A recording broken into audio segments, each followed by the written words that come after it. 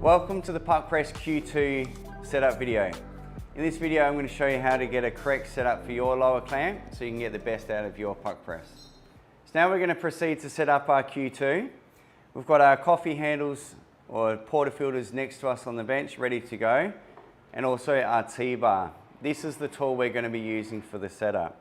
Okay, so to begin with, we're going to take off the lid on the top, and we're also going to remove the grinds tray.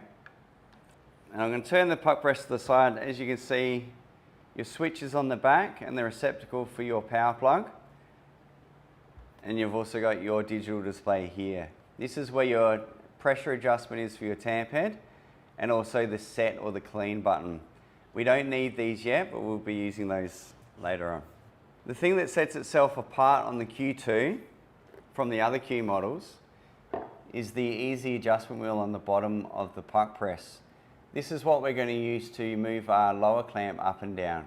And once we've got that securely in position, we'll use the fasteners to tighten and set this in place. Again, the Q models have all got the sensors in the upper clamp for safety and also to ensure that you have a correct setup to get the best out of your Puqpress. We're going to flip it over onto its top. Now I can see the easy adjustment wheel on the bottom, and I've also got access to the fasteners or the bolts. I'm going to put our T-bar in there and lighten off those bolts. And then we're going to grab the handle that we're going to be using to set our machine with. On a 2 group, you're going to have multiple handles. What we suggest is finding the handle that is hot, because metal expands with heat. So to get a proper connection, we're going to check all of our handles. If you've just got one, it makes it a lot simpler. So what you'll notice is the easy adjustment was going to move the lower clamp up or down. And as you can see, moving it up, it's making the gap smaller. Moving down, it's making that gap bigger. Okay, so now we're going to grab our portafilter. We're going to place it into the clamp system. We're going to use the adjustment wheel to turn it up. In this case, it is anti-clockwise, which is going to close that gap and make it tighter. What you'll notice is that the lower clamp still has a little bit of movement. This movement will be taken out once we do up the fasteners firmly. So to check this, you can use your 2 fingers on the front to push down on the lower clamp, and you'll see that the portafilter is moving around a little.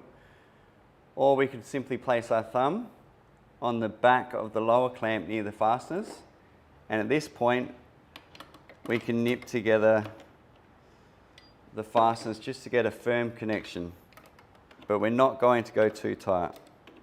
Then we can simply grab our handle, placing it in and out to see whether we've got a nice smooth but positive connection. This will ensure that your group handle or your portafilter is going to be touching or connecting with those top sensors. If you've got a multi-boiler machine, you'll have several handles to choose. You may have 2 or 3. In that case, you're going to have to check at this stage to make sure all of them go in smoothly. And if you have one that is slightly thicker because of some slight variation in thickness, that's the handle that you're going to focus on. In this case, I'm happy with the connection that we have, so I'm going to flip over our Puqpress and I'm going to plug it in. So we're going to put our plug into the receptacle and we're going to turn it on. So now the next step is to double check everything and make sure that our piston is coming down smoothly with a good positive connection on all our handles. In this case, I'm happy with the connection, so I'm going to go back to the fasteners and fully tighten everything and lock it off. So now we can return our top cover and our grinds catcher, and we're good for service. Thanks for watching.